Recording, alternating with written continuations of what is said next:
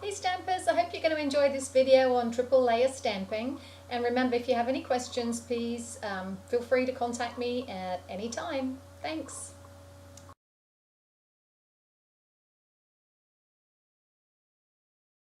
Hi Stampers, this is Jackie Ross from Plano, Texas.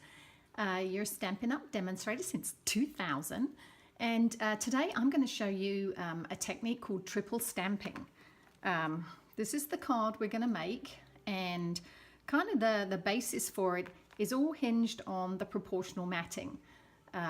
This is how it makes it so easy to work out the size of the layers of your card. So I have these for sale for $10. If you want one, just email me and we can make arrangements through PayPal. But let's get on with the card. The stamp set we're going to use is Bouquet Blooms from the new annual catalog.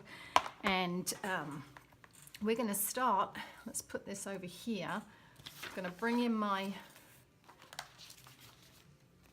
pieces of white cardstock. So my first layer is a basic card layer, which is 5 1/4 by 4, followed by 4 1/4 by 3, and then 3 1/4 by 2. And I have a PDF for this, so if you go to my blog, you'll be able to click and print this with all the directions. So actually, I'm going to put this on here because I don't want to stamp on my background piece. So I'm going to layer these. As I say, it's called triple layer stamping. So we're going to layer these, and I'm going to pull out my new, now these are the new ink pads. So the way you open these is just like a compact. So you literally just pull it open and then slide it back.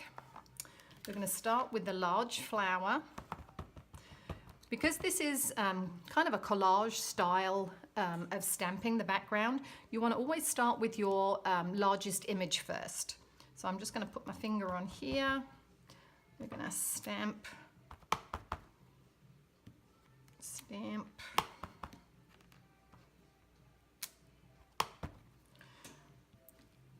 Okay.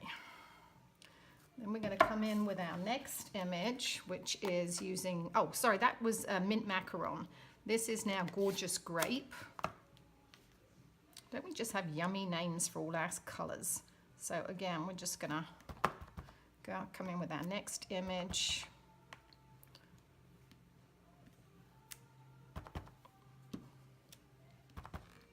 Put one over here.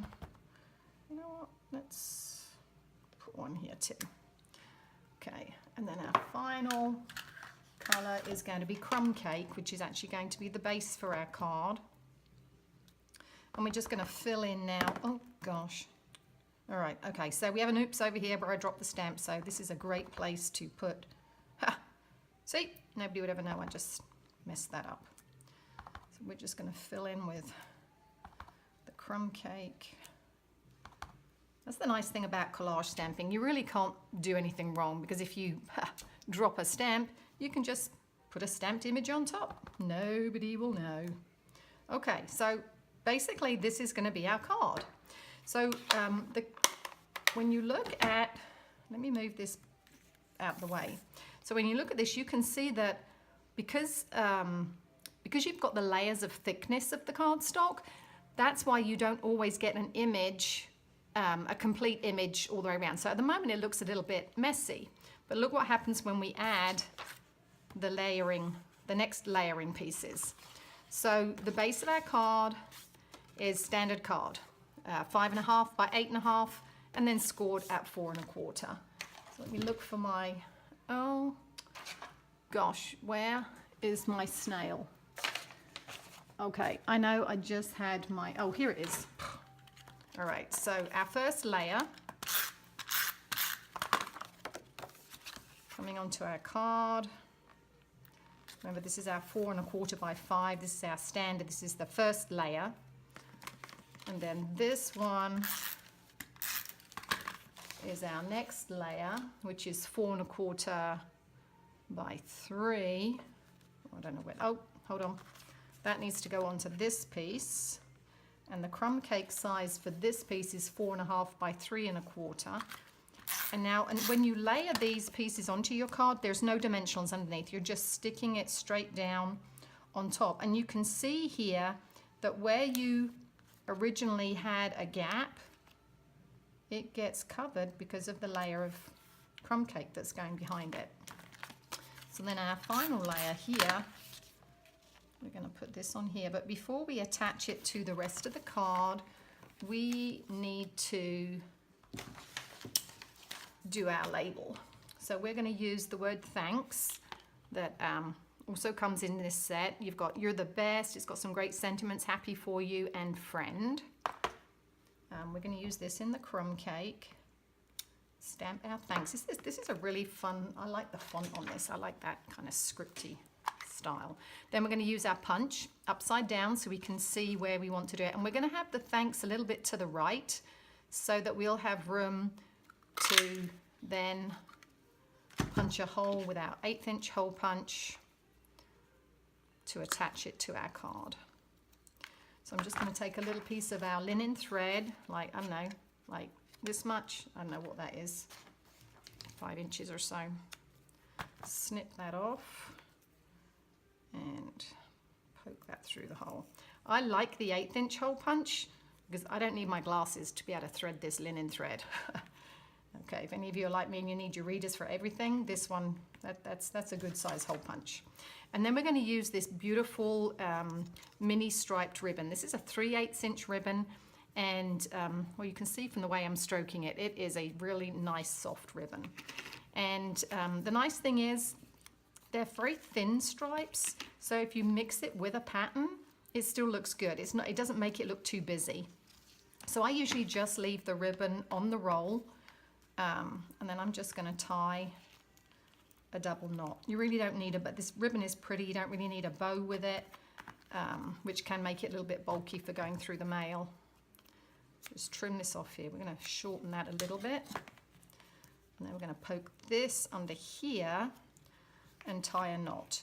And then kind of, when I did this at club for my ladies, they had a choice. They could either leave it, you know, dangly, or put a dimensional. So I am loving our new mini dimensionals. Teeny tiny dimensionals. Just pop one behind here and get that kind of placed. I think I'm going to do it down at a little bit of an angle. And then again, just flat onto our card. Move those out the way, move my ribbon out the way. Oh, that's my blog, and it keeps moving. I should probably stick it down there. That might be better. And look, oh,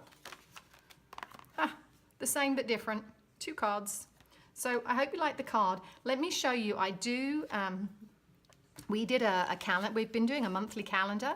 So in August we do September calendar. So this was the calendar that we did for September. It's 4x6, so it fits on the front of a little photo frame. And this actually used the framelits that come with that set. Let me show you. These are the framelits, and this is this actually has a gatefold. I'm going to be doing another video with that to show you the cute cards you can make with that.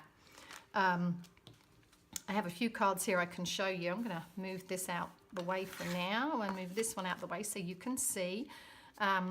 This was a fun one. I cut the circle out with the circle framelits and then just placed this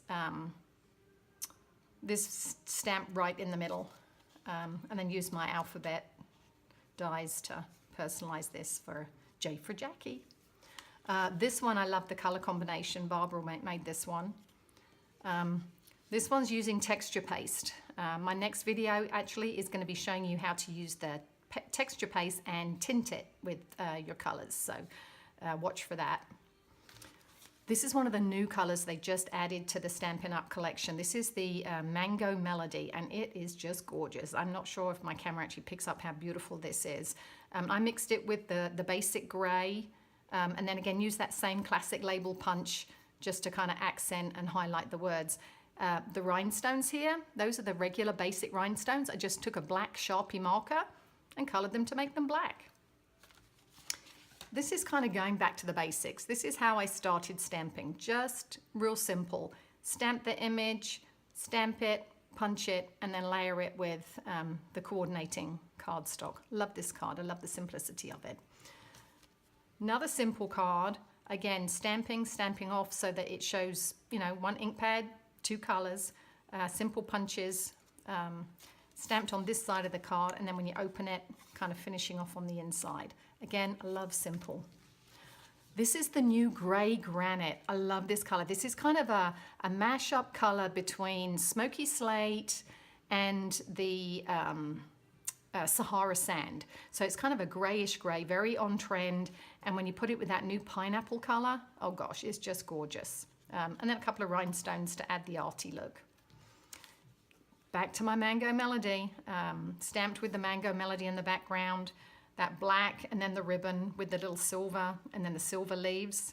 And then these are the faceted gems, which are just add that little bit of extra interest to your card. This die is from the, oh my gosh, I can't think what the collection is. Sunshine Sayings, I think it is, says framelits. It has a heart and some other swirly bits. So, and then the other stamps and the the framelits are from the Bouquet Blooms stamp set. This is this is kind of a preview. This embossing folder here is the new corrugated embossing folder that's going to be in the holiday catalog. If you haven't had your holiday catalog in the mail from me yet, then contact me and I'll get one in the mail to you. Some great new holiday stamps and accessories and framelits coming up. This is going to be a fabulous holiday season, being able to play with all those new stamps for Halloween and the holidays. And then the last card I was going to show you is another personalized card. This time stamp the background in white and then use the basket weave, the new dynamic embossing folder, to give that, and if I move it up a little bit closer, you can see the texture on this. And again, the personalization with your alphabet stamps. But thank you again for watching. If you've got any questions or if you'd like to purchase any of the products, you can go to my blog. There's a link to my shop from the blog. And if you've got any questions, then please contact me. I'm happy to answer. Thanks for watching. Bye.